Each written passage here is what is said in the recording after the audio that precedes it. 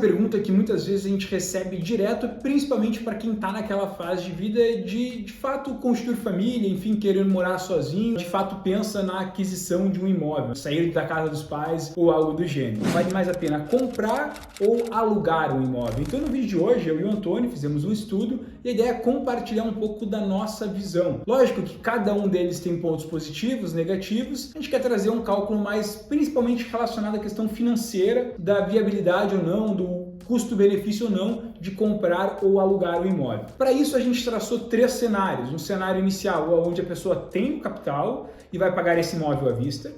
Um segundo cenário onde ele vai dar 30% de entrada e vai financiar junto do banco 70%.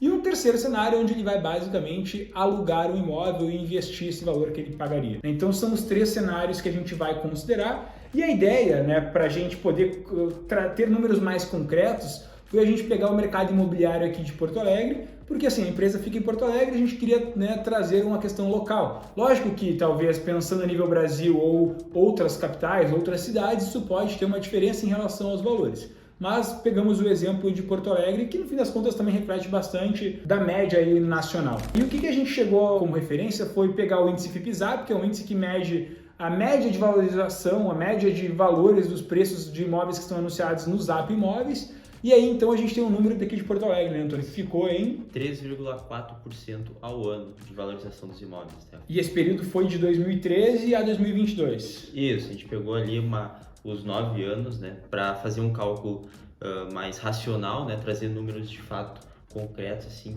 para ter uma comparação melhor. Perfeito. E, se não me falha a memória, durante esse período a inflação ficou em mais ou menos 6% ao ano. Isso, né? a média ficou 6%, né, o que dá para perceber que a valorização dos imóveis foi abaixo da inflação. E aí a gente tem uma grande questão, assim, né? Poxa, um imóvel, no fim das contas, que eu sei que tem bastante gente que gosta de investir em imóveis, que, enfim, é aficionado, principalmente pessoal de outras gerações, e aí acaba a gente se deparando com um dado como esse, onde o imóvel não repôs nem a inflação, já fica naquela questão assim, poxa, mas vale a pena comprar o imóvel? Pois é, né? Porque acaba que tu imobiliza o dinheiro, então tu não tem liquidez para conseguir, é necessário assim, preciso uma emergência pegar o dinheiro, sacar, eu não vou ter essa possibilidade, né? E como tu bem disse, né? A gente não consegue ter uma valorização real.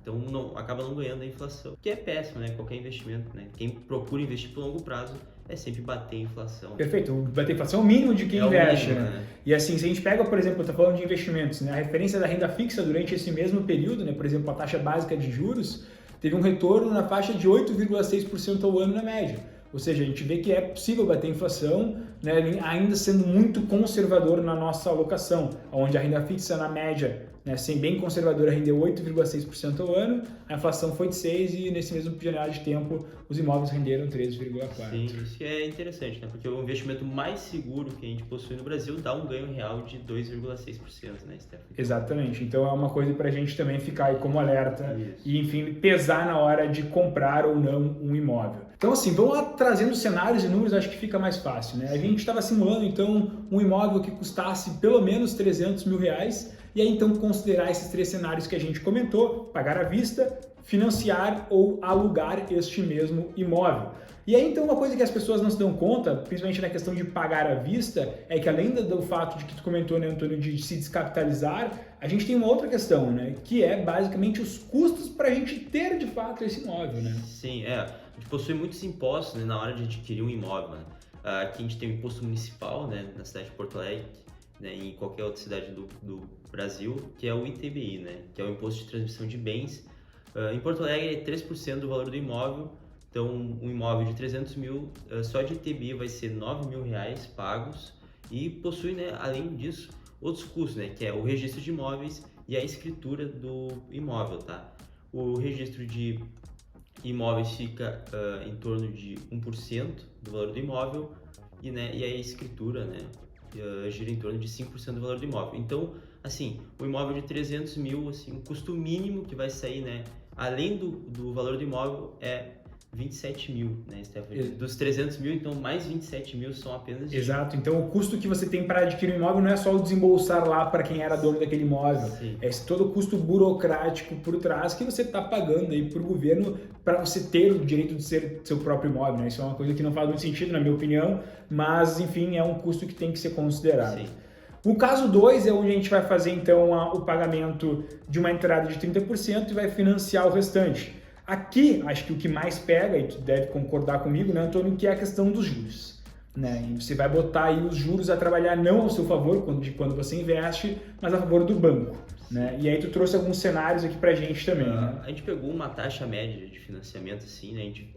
Acabei pesquisando ali e vi a opção mais barata, né? Para ser um cálculo justo, óbvio que quanto menos a gente poder pagar, né, para financiar, o melhor.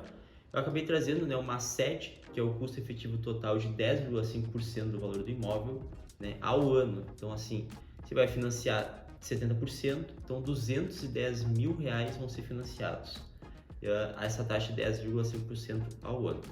Outra coisa que também que a gente tem que a gente pode observar, tá, é que o ITBI, tá, quando a gente vai financiar um imóvel é diferente. Por quê? Porque o ITBI, esses 3%, eles são sobre o valor à vista, então o valor de entrada, né?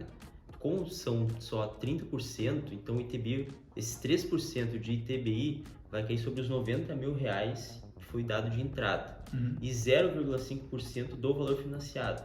Então, assim, acaba tu tendo uma redução de custos e impostos e taxas, mas igual, como tu bem falou, a gente vai na contramão, né? Os juros compostos vão acabar nos prejudicando e tornando, né, o imóvel às vezes mais caro, né? Então a gente poderia, com custo, assim, comprar um outro imóvel, né? Claro. Bem dizer. No fim das contas, esse imóvel que você inicialmente teria um custo de 300, no final das contas, no cálculo que a gente fez, considerando um pagamento desse imóvel em 10 anos, você vai pagar 427 mil. Ou seja, pagando à vista para adquirir de fato este imóvel, né, a gente vai ter um gasto total de 327. Sim. Se a gente financia uma taxa de 10,5 mais os custos com esses impostos para ter de fato o imóvel, o custo total final 427. Então, são basicamente 100 mil reais a mais do que pagar à vista. Isso a gente considerando um financiamento de 10 anos. Se a gente considerasse um financiamento de 20 ou 30 anos, isso poderia ser maior ainda. Maior ainda. E a situação 3, na pesquisa que a gente fez aqui, seria então alugar um imóvel. E alugar um imóvel, basicamente, aqui na realidade de Porto Alegre, a gente consegue alugar um imóvel com um custo, muitas vezes, de 0,3%, 0,4% deste valor do imóvel. Né? Então, por exemplo, se o imóvel custa 300 mil, eu teria então um custo mensal de aluguel de 0,3% deste valor. Para ser, digamos assim, mais rigoroso com o valor do aluguel, a gente trouxe a simulação para 0,5% do valor do imóvel. Né? Então, o custo do aluguel mensal seria 0,5% do valor total do imóvel na simulação, mas na prática a gente sabe que a gente consegue até mesmo um valor menor do que isso. Né? Isso. Então, para efeito de cálculos, né, então foi 1.500 mensais, né, que nós consideramos. E no fim das contas, então, desses 0,5, R$ 1.500 mensais, a gente percebe que não vai ter os gastos de desembolso e, em termos de valores, a gente teve uma esperada surpresa, digamos assim, que no fim das contas, se a gente considerar o cenário 1, que a gente traçou então como intermediário, quanto paga à vista, e é esses números que você está vendo aqui, onde você adquiriu o imóvel pagando 300 mil, o seu custo com taxas e impostos foi de 27, considerando um tempo de 10 anos e uma rentabilidade média do imóvel de 3,4% ao ano do FIPZAP, a gente teria no final de 10 anos, depois de 10 anos, um patrimônio de 419 mil reais. Esse seria o nosso patrimônio no final de 10 anos, no cenário 1. Vamos tirar ele aqui agora e vamos ver o cenário 2. Cenário 2, eu tenho um imóvel que vale 300 mil, eu financiei 210, o meu custo efetivo total com impostos é 10,5, eu tenho um tempo também de 10 anos, eu vou ter um custo de taxas e impostos, no final das contas, também considerando juros, de 127 mil reais. Consideramos a mesma rentabilidade do FIPZAP nesse imóvel. No fim das contas, o meu custo total nesse processo foi de 427 mil reais, mas o meu patrimônio é 419. E aqui então a gente tem um patrimônio menor do que o custo. Sim, depois de 10 anos. A gente acabou desembolsando mais do que conseguimos adquirir, né, Stefano? E acho que até melhor a gente vai conseguir ver um cenário melhor, que é o nosso último cenário que traçamos, que é o cenário 3, tá? Que foi somente o aluguel do imóvel, assim. E aqui a gente percebe que, além de fator custo, assim, é a questão de tu conseguir ter uma rentabilidade melhor, né, um investimento seguro e que traga uma rentabilidade melhor, a gente acabou, né, tendo esse último cenário. Exato. Nesse cenário, basicamente, o que a gente fez? A gente pegou o valor inicial, que seriam 327 mil, que é o mesmo valor considerado para compra deste imóvel. Eu tenho o mesmo prazo de 10 anos, consideramos um CDI médio de 8,62%, assim como a gente teve na janela ali do FIPZAP. E no final das contas, o nosso retorno total deste investimento seria um valor de R$ 747 mil.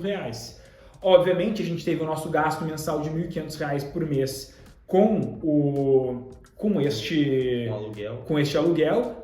Consideramos que o valor do aluguel seria corrigido com base na variação da inflação, porque também tem isso, no contrato de aluguel, a parcela mensal corrige com base na variação da inflação. E o meu custo total, então, com o aluguel ao longo desses 10 anos seria de R$ 243 mil.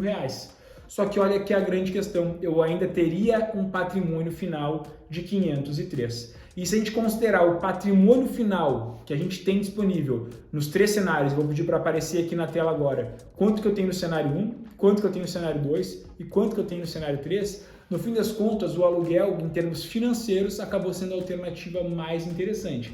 E isso que, como eu falei, né, Antônio, a gente pegou e precificou para cima do que seria o custo real, né, do aluguel de um imóvel. Nessa simulação, assim, a gente, na hora da compra, assim, a gente tentou usar as melhores opções possíveis e pro aluguel as piores, né? Vamos dizer assim, os piores cenários, né? Exato. Que a gente poderia ter, e mesmo assim, em termos financeiros, ainda o aluguel se manteve como a melhor opção. A mais viável financeiramente é que permitirá um maior acúmulo de patrimônio, né? Isso a gente não contou, né? Que ali na simulação, né, no aluguel, o seu patrimônio é líquido, então tu consegue, né, em alguma questão, quero gastar, quero investir mais, então eu tenho essa questão de liquidez, e os outros 2 a gente imobilizou o patrimônio, não teve rentabilidade, então assim, em números não tem, né, não cabe discutir com os números aqui, Stefano, porque o aluguel sempre que foi a melhor opção. Né? Perfeito, então nesse cenário a gente entendeu que em termos financeiros, acho que a nossa conclusão já, o aluguel acaba sendo a alternativa mais interessante. Mas óbvio que nem toda decisão é uma decisão extremamente racional e financeira. Existe também a decisão emocional no sentido de se eu vou alugar um imóvel, em termos financeiros eu vou ter mais capital. Qual que é o problema de alugar um imóvel? Esse contrato pode ser rescindido em algum momento, tem que sair do meu imóvel, tem que trocar de imóvel. Pode acontecer também de, eventualmente, eu ter um boom imobiliário e automaticamente os valores dos aluguéis explodirem. É um risco que acontece nesse processo. Eu tenho limitações em relação ao que eu posso fazer de reformas e obras nesse imóvel que eu estou alugando. Tenho que pedir autorização para quem é o dono. Enfim, tem alguns pormenores. Por um outro lado, também comprar, além de tu ter em termos financeiros, um menor retorno, ele pode te dar uma certa tranquilidade de fazer investimentos nesse imóvel, reformas, móveis e tudo mais, teria um pouco mais de estabilidade. Para fins de moradia, sendo sincero, talvez tu ter um imóvel e investir todo o restante não seja algo, considerando um viés emocional, tão ruim. Em termos financeiros, a gente sabe que é. Então é uma coisa que a gente tem que pesar. Hein? Basicamente, a gente não pode ser simplesmente financeiro, não alugar é melhor e tá definito isso é um martelo. Não, acho que a gente tem que levar a questão financeira em conta, obviamente, mas também pesar essa questão do quanto o emocional impacta, né? Então são coisas que a gente deve pensar na hora de tomar decisão. E também assim a questão do orçamento, né? Como se trata assim, um orçamento familiar, né? Quanto talvez um aluguel, né, ocuparia, né, em percentual da minha renda, né? O ideal assim é que ele ocupe menos que 30% da renda total, né?